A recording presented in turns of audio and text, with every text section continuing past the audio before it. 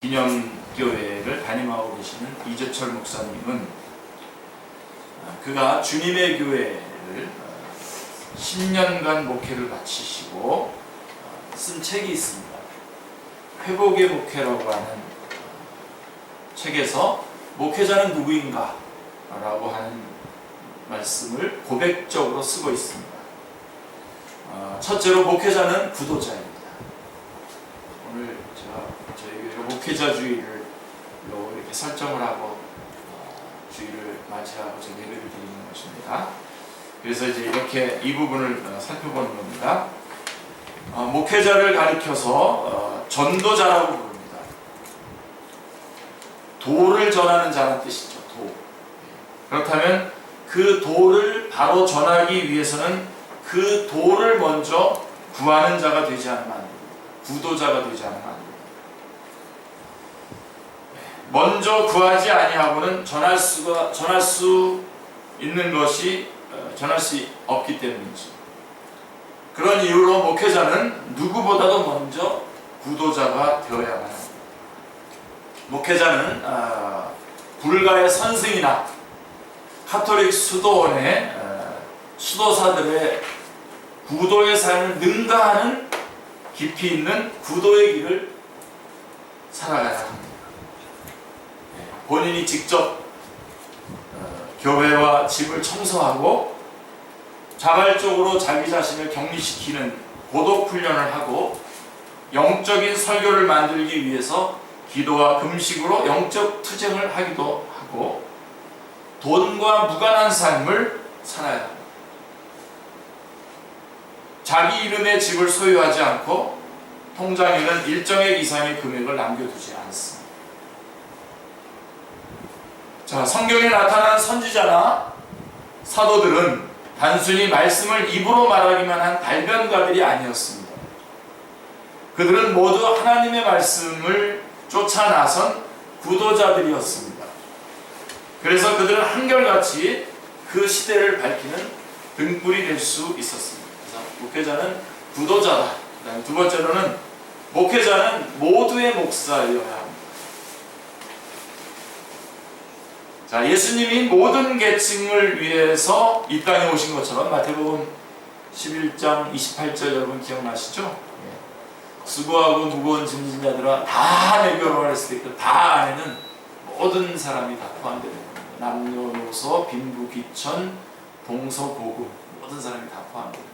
그래서 그렇게 오신 것처럼 예수님께서 모든 계층을 위해서 이 땅에 오신 것처럼 이 땅의 모든 목회자들은 자신이 목회하는 교회의 모든 교인의 목사여야 합니다. 모두의 목사가 되기 위해서는 모든 교인에게 똑같은 원칙을 적용해야 됩니다. 사회적으로 유력한 인사이거나 교회의 중직자라고 해서 그들에게 예외를 둬서는 안 됩니다. 아이들도 우리 교회의 교인인 이상 어른들과 똑같은 배려가 주어져야 합니다. 목회자는 모두의 목사가 되기 위해서 어떤 경우에도 파벌, 목사님 파를 만들지 말아야 됩니다. 우리 교회는 목사님 파는 없고 또 다른 파는 좀 있는 것 같은데, 그러니까 목사님 파를 만들지 말아야 됩니다. 그러기 위해서 모든 교인들에게 똑같이 일정한 거리를 유지해야 합니다. 또한 비판의 소리에나 비판하는 소리에는 귀를 기울여서 열린 귀를 가져야 하고 목회자가 틀렸으면 반드시 지체 없이 사과해야 합니다. 목회자가 모두의 목사가 된다는 것은 교인들 모두를 목회자 편으로 만드는 것이 아니라 주님의 편으로 만드는 것을 의미하는 것입니다. 주님의 편이 되게 하는 것이 굉장히 고독한 일입니다. 때로는 아주 고독한 길일 수 있습니다. 그러나 고독함이 없이 어찌 모두의 목사가 될 수 있겠습니까? 그리고 교인들에 의해서 모두의 목사로 받아들여지는 것보다 목회자에게 더 행복한 일이 어디에 있겠습니까? 그렇죠? 그리고 세 번째로 목회자는 연출자입니다. 목회자는 예배를 비롯한 교회의 모든 행사를 인도하고 주관하는 자입니다.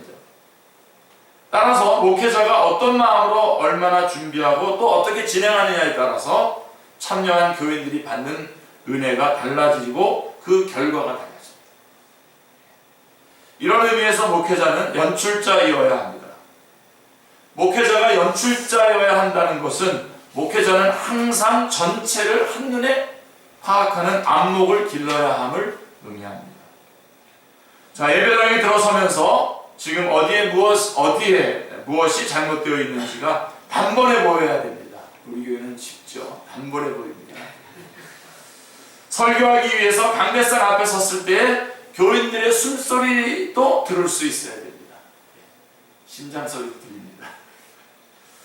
자, 예배 도중에 일어나는 어떤 미세한 움직임도 민감하게 포착할 수 있어야 합니다. 목회자는 배우나 부견꾼이 아니라 프로 연출자이기 때문입니다. 목회자가 어느 수준의 연출자이냐에 따라서 그 교회 교인들의 영적인 수준이 결정되는 것을 볼 수 있습니다. 그 다음에 목회자는 예절자입니다. 예수님의 세족식 장면에서 요한복음 13장 4절, 5절, 12절을 보시면 예수님은 예절의 주님이십니다. 예수님께서는 제자들의 발을 씻어주시기 위해서 겉옷을 벗으셨어요. 그러나 말씀을 하실 때는 벗어두었던 겉옷을 또 입고 말씀을 전하셨습니다. 그냥 쉽게 보지 마시고 그런 것들도 다 잘 보셔야 됩니다. 그것은 하나님과 사람에 대한 주님의 예의입니다. 목회라는 섬김입니다. 그리고 예의 없는 섬김은 섬김일 수가 없습니다. 그런 의미에서 목회자는 철저한 예절자이어야 합니다. 매사에 예의를 다한다는 것은 번거롭게 여겨질 수도 있습니다. 그러나 목회자가 교인들에 대하여 참된 예절자가 될 때에 교인들 역시 목회자를 향하여 진정을 다하는 예절자가 되는 것입니다. 그 다음에 목회자 다섯 번째로는 목회자는 자기관리자입니다. 목회란 모든 사람보다 제일 앞장서서 진리의 길을 걸어가는 사람입니다. 교인들에 앞서서 진리의 발자국을 남기는 사람입니다. 목회자는 그 자신이 원든 원치 않든 상관없이 교인들에게 영향을 미치게 되어 있습니다. 단지 그 영향이 부정적이냐 아니면 긍정적이냐 하는 것이 문제일 뿐입니다. 자, 만약에 목회자가 그릇된 발자국을 남겨서 교인들에게 부정적인 영향을 미친다면 그보다 더 큰 비극은 없을 것입니다. 마태복음 18장 6절 7절에 얼마 전에 저희가 봤죠. 연자맷돌을 메고 깊은 바닷속에. 자, 이런 의미에서 목회자는 누구보다도 투철한 자기관리자이어야 합니다. 자기관리를 바로 하지 아니하고서는 사도 바울처럼 교인들 앞에서 너희는 나를 본받는 자가 되라 라고 당당하게 말할 수 없고 이 말을 할 수 없다면 참된 목회자가 될 수 없는 것입니다.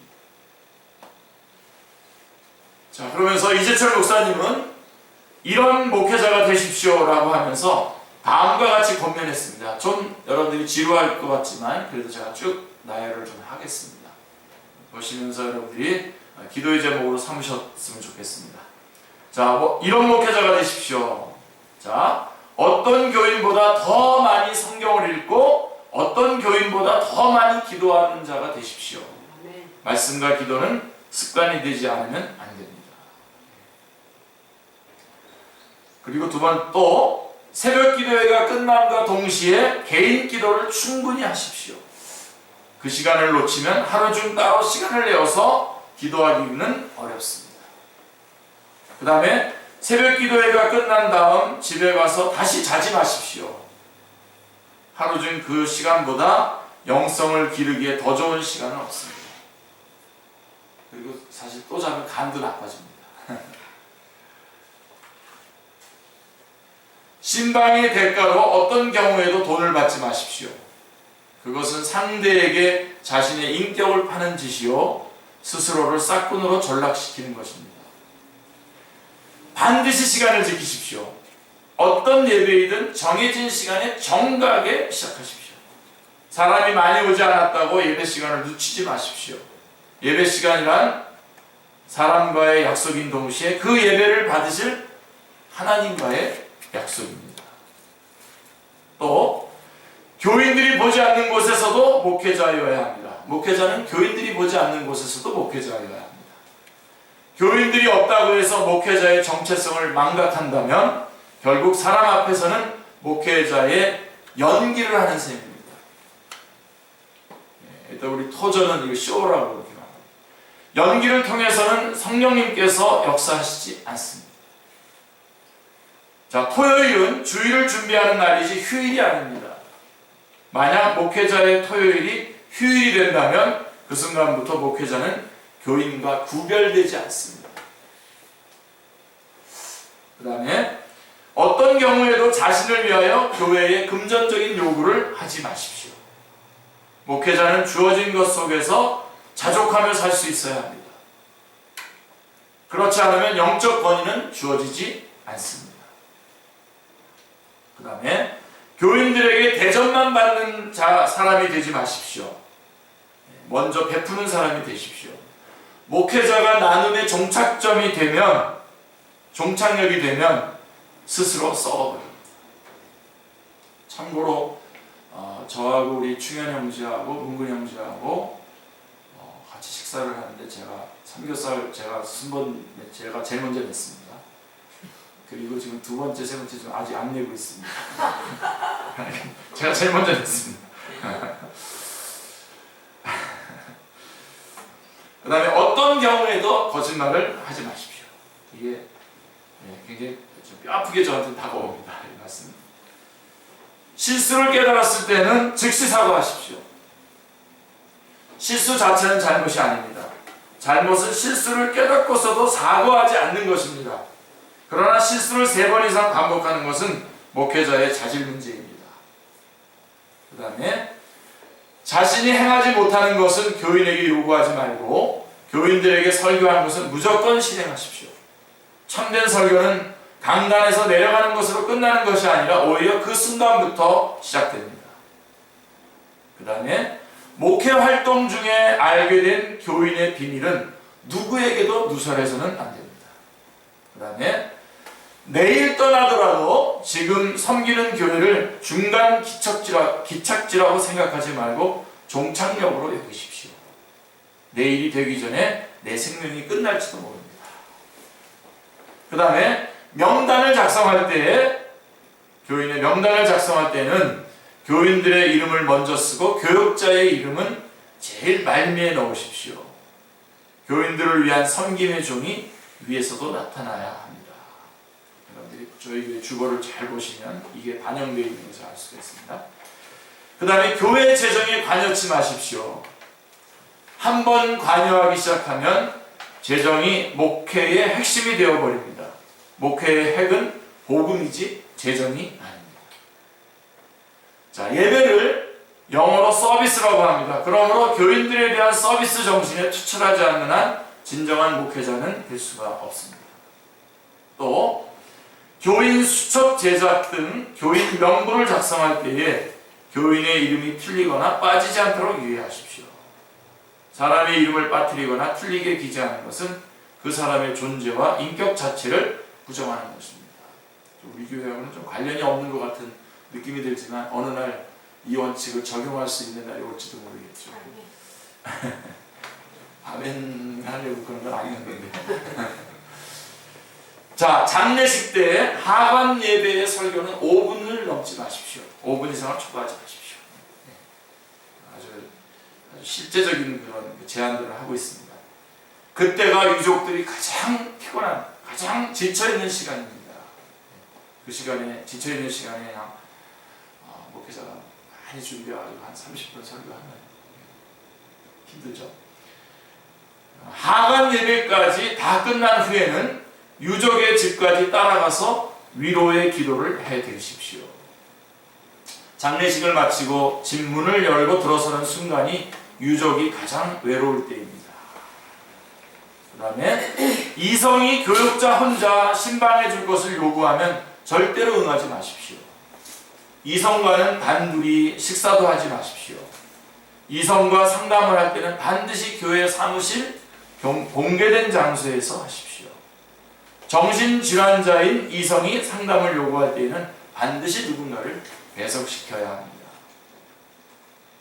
또 다른 목회자가 어떤 일을 주관할 때에는 반드시 자기 자신을 그 자리에 세워보십시오. 다른 목사님이 뭔가를 진행하고 있을 때 내가 진행하고 있다고 한번 생각해보라. 그렇지 않으면 자신에게 그 일이 맡겨졌을 때 제대로 감당하기 어렵습니다. 그 다음에 월요일날 아침에는 자기 교구의 교인 명단을 놓고 주일에 누가 보이지 않았는지를 대조하면서 전화로 확인해 보십시오. 목회는 관심이고 관심은 쏟아야 개발됩니다. 또 좋은 설교는 그 전체의 내용을 한 문장으로 혹은 한 단어로 표현할 수 있어야 됩니다. 이것이 불가능하다면 그것은 그 설교에 초점이 없다는 의미입니다. 오늘 우리 교회의 설교의 초점은 행복한 목회자입니다. 자, 목회자들끼리 서로 사랑해야 됩니다. 목회자들이 서로 사랑하지 못하면 그 입에서 발해지는 말들은 모두 공허한 메아리일 뿐입니다. 토요일 신문이 오면 주일에 대한 일기예보를 확인하고 필요한 조치를 미리 취하십시오. 그 다음에 부목사 시절에 세계 문학 전집 한 질은 반드시 읽으십시오. 목회의 대상은 사람이고 문학은 사람에 관한 사람의 이야기이기에 문학은 사람에 대한 삶의 깊이를 더해줍니다. 사람을 알지 못하는 자의 설교는 사람을 변화시키지 못합니다. 몇 개 조금만 더 남았어요. 다른 사람이 설교할 때에 주의를 집중하여 설교를 경청하십시오. 타인의 설교를 소홀히 하면 다른 사람도 나의 설교에 집중하지 않습니다. 다른 사람의 설교에 목회자가 귀 기울이는 것 자체가 이미 교인을 향한 훌륭한 설교입니다. 자, 그 다음에 지식과 정보는 반드시 공유하십시오. 또 교인의 모든 행사는 교육자 위주가 아니라 교인 위주여야 합니다. 또 신학자는 수직적인 사고만으로도 족하지만 목회자는 수직적인 사고와 수평적인 사고가 교직되어야 합니다. 절대적인 것을 위해서는 목숨을 걸 수도 있어야 하지만 상대적인 것이라면 모두 양보할 수 있어야 합니다. 삶은 결코 돌아오는 법이 없기에 목회자는 자기를 바로 세우기 위하여 중단 없이 정진해야만 합니다. 힘게 이런 목회자가 되십시오라고 하는 말씀을 있기에 오늘 목회자 주일이기에 제가 여러분에게 다 소개를 해드렸습니다. 자, 오늘 본문이 데살로니가전서 5장 12절로 15절에 말씀이 본문인데요. 이 본문이 포함된 12절부터 28절은 12절부터 쭉 28절은 데살로니가 전서의 마지막 본면의 말씀입니다. 이 부분에서 사도 바울은 우리가 어떻게 해야 은혜를 끼치는 신앙생활을 할 수 있는가를 말해줍니다. 그런데 특별히 앞부분에 12절부터 15절은 목회자를 어떻게 대하면 목회자가 행복한 목회자가 될 수 있는가에 대해서 잘 말해주고 있습니다. 사실은 이 부분을 이런 차원에서 설교하기가 어렵습니다. 목회자주의라고 이렇게 우리가 정해놓고 이렇게 하니까 가능한 거죠. 그래서 12절부터 15절 말씀, 오늘 우리가 본문으로 삼은 이 말씀은 우리 성도들이 목회자를 어떻게 대해 주어야 목회자가 행복한 목회자가 될 수 있는가를 말씀해 주고 있는 것입니다. 자, 어떻게 해야 되죠? 첫째로 목회자를 알아야 합니다.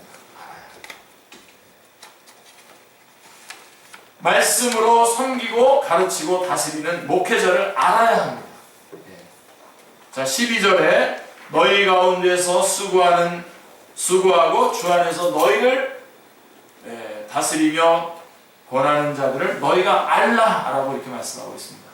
알라라고 하는 말은 영어 성경에 NIV 성경과 또 그다음에 쉬운 성경을 보면 respect라고 되어 있어요. 그리고 존경한다라고 하는 말씀으로 번역되어 있습니다.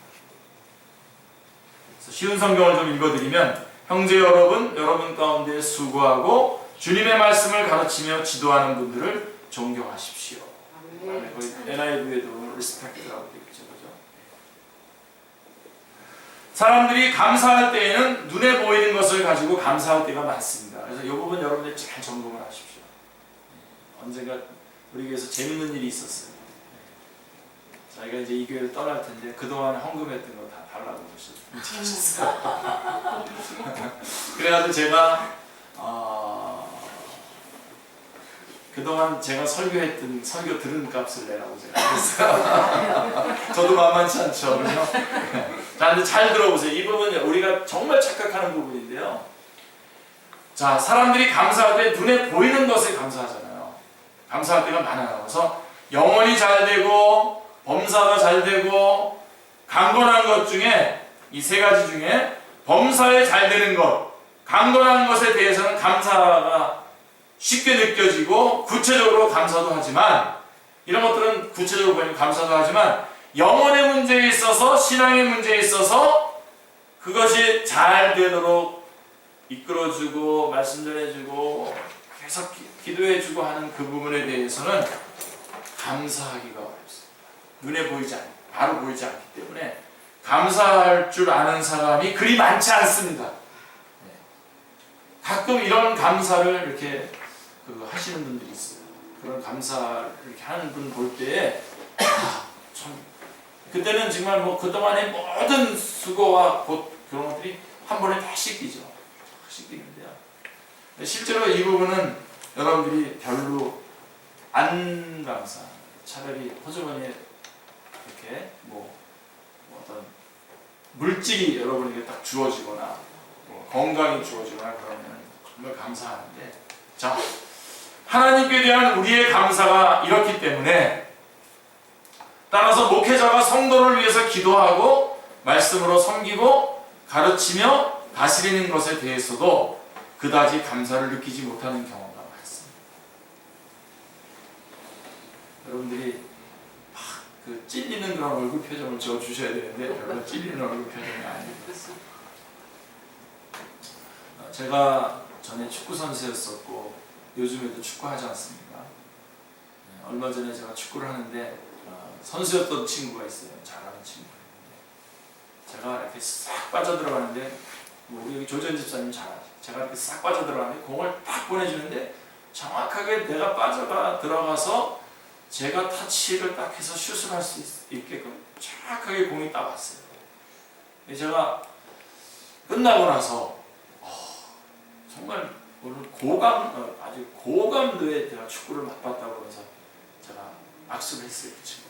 그때 그 친구가 형님, 딴 사람들은 이거 몰라봅니다. 알아봐줘서 고맙습니다. 그거 집사님, 네. 뭐 조재현 집사님 저한테 어시스트해서 저도 골 넣은 적도 있습니다만은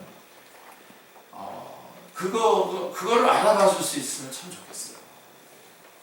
목회자의 가치를 앞으로 따라와서 같이 막 그냥 시간 내 뭐 이렇게 해주고 막 그런 거가 진짜 목회자가 나를 도와주는 거고, 그다음에 뭐라도 이렇게 뭐 현금이라도 좀 주고 가고 좋고 그런 거가 아니라 목회자가 정말 이 부분 성도들을 위해서 기도하고 말씀으로 섬기고 가르치고 다스리는 것, 이런 것들이 귀중한 거구나. 그래서 내가 이렇게 하나님 앞에서 이렇게 자라가고 있구나 하는 것을 이게 이런 부분에 대해서 감사하지 못하는 거죠. 그러니까 알아주라고 하는 말이 바로 이게 리스펙, 존경하라고 하는 말이 바로 그겁니다. 정말 우리가 정말로 감사해야 할 것은 우리에게 하나님의 말씀이 있고요.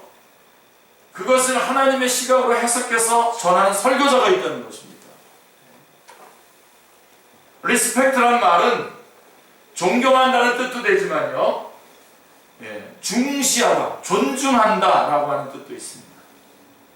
눈에는 보이지 않지만 절대절명의 중요한 영적인 강건함을 위해서 수고하는 이들을 소중히 여겨야 합니다. 중요하게 여겨야 합니다. 하나님의 말씀을 맡아서 운반하는 사람들을 가볍게 여기는 것은 곧 하나님의 말씀을 가볍게 여기는 것과 마찬가지입니다. 또한 리스펙트는 주의, 관심을 기울인다라고 하는 뜻도 포함하고 있습니다. 다른 일로 수고하는 것이 아닌 주 안에서 수고하는 그 모든 수고들의 깊이를 알고 함께 기도해 줘야 됩니다.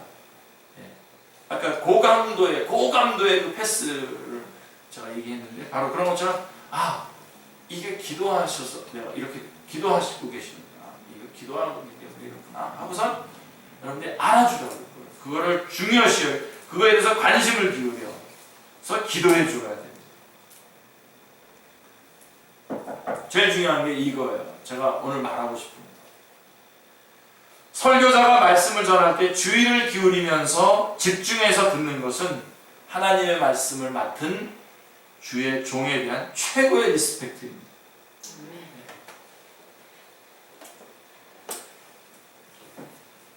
어떨 때가 우리 목회자, 설교자로서 제가 가장 힘드냐면 정말 그야말로 그래서 열심히 준비하는 거가 그게 하나 또 우상이 될 수도 있는데 열심히 준비해가지고 왔는데 그 시간에 막 잘 안 듣는 거예요, 분위기가.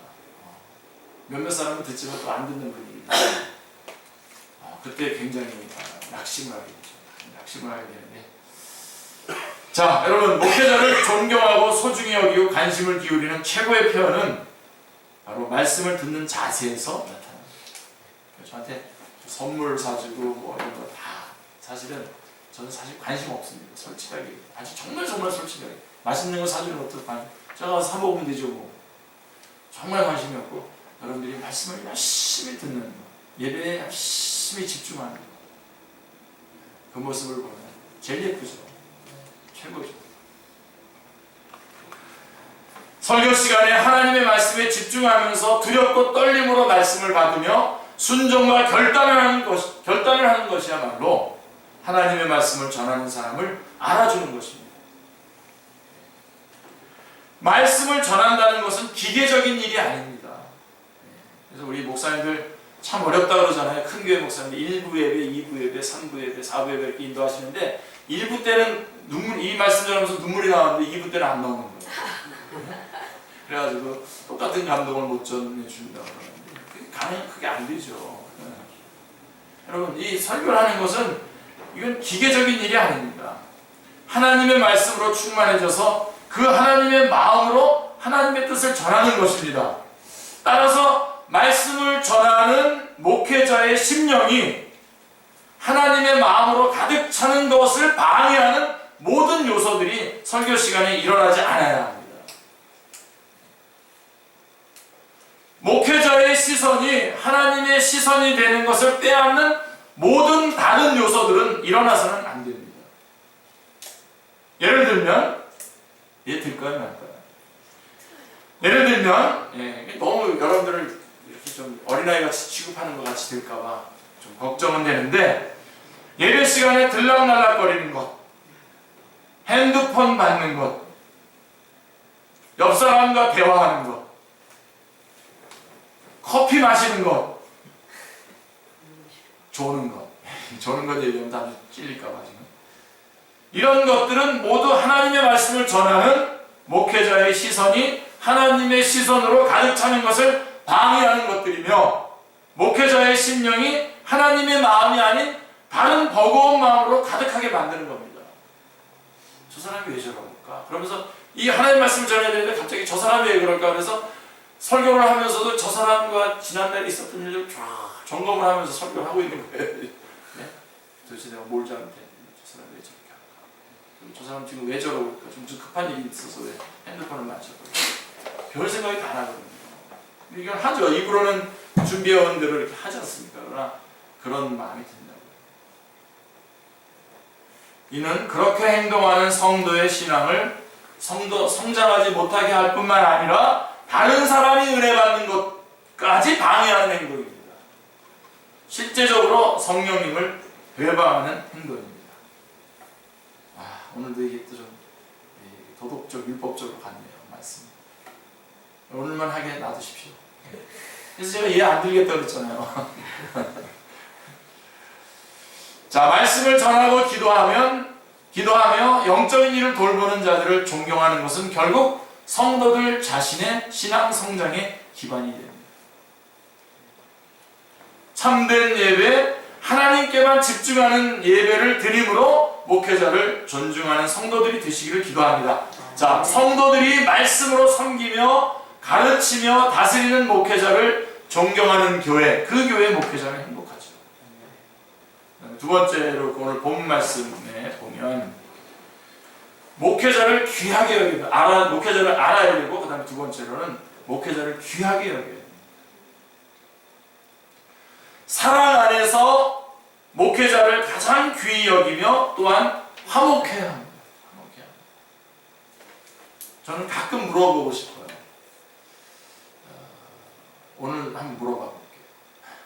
대답은 하지 마세요. 상처받을 수 있으면 제가 표현도 관리 잘해 주십시오. 제가 만약에 여기서 실수를 하잖아요.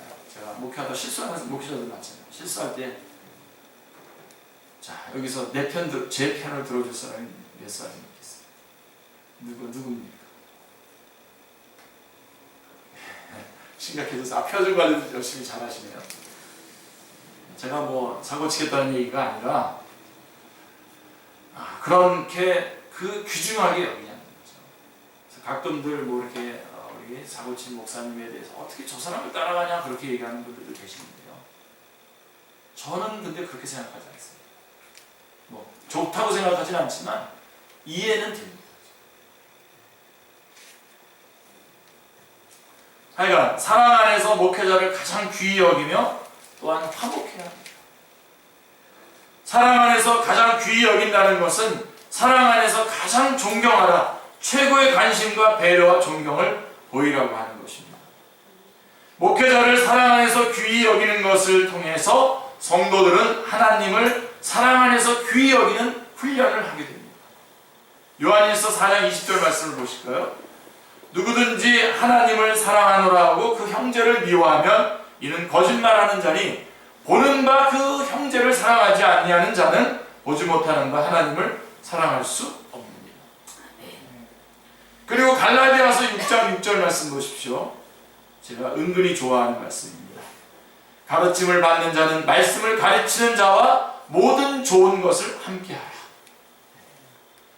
말씀을 가르치는 자를 존중히 여기는 것을 통해서 성도들은 하나님을 존귀히 여기는 것을 훈련하게 됩니다. 화목도 마찬가지입니다. 말씀을 전하는 목회자와 화평의 관계가 깨어지면 하나님의 말씀을 받을 수가 없게 됩니다. 그렇죠? 저와 목회자와 말씀 전하는 자와 관계가 깨졌는데 그 말씀이 들려옵니까? 들려올 수가 없죠. 그렇기 때문에 목회자와 화목하는 것이 중요합니다. 성도들이 사랑 안에서 목회자를 가장 귀히 여기며 화목하는 교회, 그 교회의 목회자는 행복한 목회자예요. 자, 그 다음에 세 번째, 성도들이 자기의 몫을 제대로 담당해야 됩니다. 자, 이게 여러분에게 정말 오늘 제가 날리는 돌직구입니다. 지금 이 부분이. 아까 전에는 중간에 한번 은혜 받는 거고요. 자기의 몫을 제대로 감당해야 됩니다. 성도들이 목회자와 더불어 자신의 몫을 제대로 감당할 줄 알아야 목회자가 행복한데요. 자, 규모 없는 자들을 권계하는 일, 마음이 약한 자들을 안위하는 일, 힘이 없는 자들을 붙들어주는 일, 모든 사람들에 대해서 오래 참는 일, 또 선으로 대하는 일, 이 모든 기록된 일들, 지금 제가 말하는 것들, 이런 내용들은 목회자에게 부여된 일이 아닙니다. 아멘 좀 하시죠. 아멘. 목회자들에게 주어진 것이 아니라 이것은 데살로니가 교회의 성도들을 향해서 사도 바울이 권면하고 있는 거예요. 바로 이런 일들을 너희들이 담당하라는 것입니다. 14절에 보면 형제들아 너희를 권면하노니 라고 말씀하고 있는 것입니다. 이 모든 짐을 목회자가 할 일이 이것이 이런 일들을 이것이 목회자들이 할 일이라고 하면서 목회자에게 떠넘기는 것은 말씀을 잘 모르기 때문인 것입니다. 제가 여러분들이 위해서 여기서 교회의 큰 언니, 교회의 좋은 형, 오빠 이 되었다라고 하는 이유가 바로 이런 일들을 성도들이 감당해야 될 일들이기 때문에 그렇습니다. 사도 바울은 성도들이라고 해서 피동적이거나 수동적인 신앙생활을 하도록 내버려 두지 않았습니다. 자, 그리스도인이라고 하는 신분, 성도라고 하는 신분은 피동적인 신분이 아닙니다. 가만히 앉아서 신앙을 유희하는 소극적인 신분이 아니라 들은 말씀대로 실천하며 주변의 연약한 사람들을 돕는 능동적이고 적극적인 신분입니다. 사도 바울은 데살로니가 교회의 성도들뿐만 아니라 그가 편지를 보낸 교회들마다 이런 평신도 형제 자매들의 역할을, 제가 이게 평신도라는 말을 잘 쓰기를 안 좋아하는데도 여러분들이 구분을 하고 명확하게 하려고 평신도 형제 자매들의 역할을 가르치고 권면하고 훈계하였습니다. 성도들이 들은 하나님의 말씀에 따라 규모 없는 자들을 번개하고 마음이 약한 자를 안위하고 힘이 없는 자들을 붙들어줄 때에 목회자는 또 그런 일을 감당하는 성도들을 위해서 더 무릎을 꿇고 기도하게 되는 것이죠. 그들을 위해서 또 기도하면서 또 말씀을 준비하고, 자신의 맡은 직분이 의미하는 바가 무엇이며 그 직분이 무엇을 감당해야 하는 직분인지 생각하고 적극적으로 실천해 나가는 것은 하나님이 원하시는 것입니다. 그럴 때에 성도와 목회자는 진정한 동력의 관계가 이루어지며 그 교회는 성장하게 됩니다. 성도들이 능동적인 교회, 그 교회의 목회자는 행복합니다.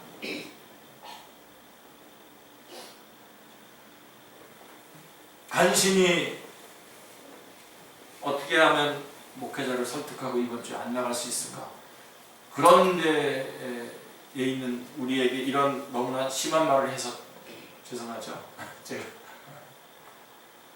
여러분들이 거기까지 가야 됩니다. 자라가셔야 됩니다. 적어도 여러분 때문에 내가 이 교회에 내가 우리 문근 형제가 있어서 우리 충현 형제가 있어서 이 교회는 못 따라 그런 정도로 그렇게 그런 게 있어요. 그러한 사역이에요. 그리고 여러분 때문에 전도가 돼서 이 교회에서 같이 예배드리는 자들이 있어야 돼요. 그래야 여러분들이 마음대로 여러분대로 전도하죠. 자, 하여간 성도들이 능동적인 교회, 그 교회의 목회자는 행복합니다. 목회자가 근신함으로 혼자 짐을 지게 만드는 것은 성경적인 성도의 삶, 이미지가 아닙니다. 목회자가 행복함으로 즐거움으로 목회할 수 있는 것은 성도들에게 달려 있습니다. 히브리서 13장 17절 말씀. 이 말씀도 좀 좋아합니다. 아까 갈라디아서 6장 6절도 좋아하고요. 너희를 인도하는 자들에게 순종하고 복종하라. 그들은 너희 영혼을 위하여 경성하기를 자신들이 청산할 자인 것 같이 하느니라. 그들로 하여금 즐거움으로 이것을 하게 하고 근심으로 하게 말라. 그렇지 않으면 너에게 유익이 없느니라. 말씀합니다. 기쁨으로. 이것은 히브리서 기자가 히브리 교회의 형제 자매들에게 목회자를 어떻게 대해야 하는지 강조하는 말씀입니다. 이것은 또한 오늘 우리 축제교회의 성도들에게 목회자를 어떻게 대해야 하는지를 강조하는 말씀이기도 합니다. 자, 저 자신 오늘 목회자 주일을 맞이하면서 그 전부터 쭉 생각해 왔지만 목사 안수를 받았을 때에 했던 저의 각오를 다시 확인해 봅니다. 마태복음 3장 1절로 12절의 말씀을 근거해서 결심한 각오인데요. 저의 각오입니다. 제가 20년 전에 1995년 4월 19일 날 제가 목사 안수를 받았어요. 20년이 됐는데 제가 20년 목사 안수를 되니까 20년 목회한 줄 아셔요. 우리 교회가 28년 됐거든요. 벌써 전도사 하면서도 8년 했고 그 전에 교육전사 또 8년을 했어요.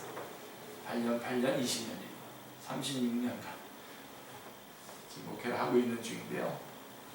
20년 정도 한 것 가지고 막 감격하시더라고요.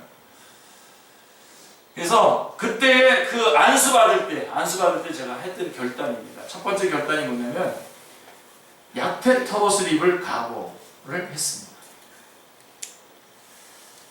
지금의 그 약태 털옷 이런 것도 굉장히 좋은 건데 근데 그때 당시에 그 말씀에 의하면 그러니까 비단 옷이 아니라 어떤 옷이라도 입고 목양에만 힘쓸 각오를 했습니다. 그래서 그때 이후로 제가 한 10년 동안 그 양복을, 근데 그때 그 말을 사람들이 많이 들었는지 양복을 잘 안 해주시더라고요. 그전에는 좀 전도사로 있을 때는 어떤 분이 자기 아들 양복할 때마다 계속 같이 하려고 그랬는데, 그래서 그런 부분에 있어서 옷이나 이런 거에 대해서 제가 절대로 어떤 옷이라도 입고 목양에만 힘쓸 각오를 했습니다. 이것은 주님 오시는 날까지 계속될 것이고요. 그 다음에 두 번째로는 메뚜기와 석청을 먹을 각오를 했습니다. 이것도 또 영양식인데, 근데 이게 좋은 음식을 탐하지 않고 일용할 양식만 있으면 족한 줄 알고 목양에만 힘쓸 각오를 했다는 것입니다. 이것은 주님 오시는 날까지 계속될 것이고요. 그 다음에 빈들에 살 각오를 했습니다. 아브라함이 자기뿐만이 아니라 그의 아들과 손자에 이르기까지 대를 이어서 오직 천국만을 바라보고 이 땅에서 장막 생활을 했던 것처럼, 그래서 나그네의 삶을 살았던 것처럼 어디에서나 머물 곳이 있으면 족한 줄 알고 목양에만 힘쓸 각오를 했습니다. 이것은 또한 주님 오시는 날까지 계속될 것입니다.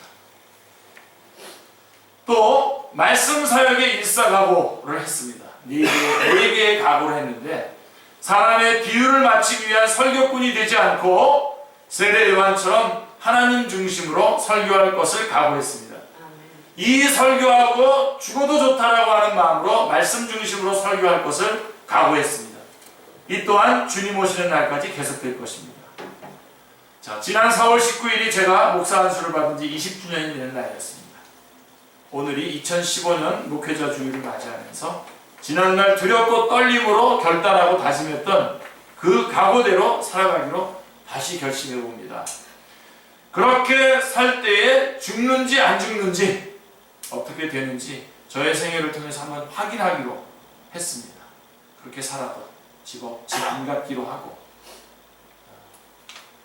함께 여러분들이 기도로 도와주시기를 기도합니다. 네. 제가 남은 목회자의 길을 가는 동안 축제교회 성도님들과 함께 붙잡고 나가고 싶은 하나님의 말씀들이 있는데요. 많지만 몇 가지만 소개하고 마치도록 하겠습니다. 마태복음 6장 33절입니다. 그런즉 너희는 먼저 그의 나라와 그의 의를 구하라. 그리하면 이 모든 것을 너희에게 더하시리라. 이 말씀은 주님께서 친히 하신 말씀으로서 저의 모든 목회의 대전제입니다. 저의 목회는 이 말씀의 범위를 넘어설 수 없습니다. 먼저 그의 나라와 그의 의를 구하는 것. 그 다음에 두 번째가 요한복음 3장 30절입니다. 그는 흥해야 되겠고 나는 망해야 되겠다. 쇠하여가 아니라. 이게 세례 요한의 고백인데요. 이 말씀은 세례 요한의 고백으로 저의 목회가 처음부터 끝까지 하나님의 영광만을 위한 것이며 나 자신을 위한 그 어떠한 것도 구하지 않겠다고 하는 저의 목회자로서의 자세를 언제나 확인하는 말씀입니다. 그 다음에 빌립보서 1장 21절입니다. 이는 내게 사는 것이 그리스도니 죽는 것도 유익하다. 이 말씀은 사도 바울의 고백으로서 오직 주 예수 그리스도 한 분을 향한 일직선의 마음으로 살아가겠다라고 하는 저의 목회자로서의 자세를 늘 확인하는 또 하나의 말씀입니다. 그 다음에 하나만 더, 다니엘서 12장 3절입니다. 지혜 있는 자는 궁창의 빛과 같이 빛날 것이요 많은 사람을 옳은 대로 돌아오게 하는 자는 하늘의 별과 같이 영원토록 빛나리라. 이 말씀은 다니엘서를 통해서 마지막 때에 주어질 상급에 대한 하나님의 말씀으로 영혼들을 향한 구령의 열정으로 살아가겠다고 하는 저의 목회자로서의 자세를 확인하는 또 하나의 말씀입니다. 하나님이 기뻐하시는 좋은 목회자가 되도록 기도해 주시기 바랍니다.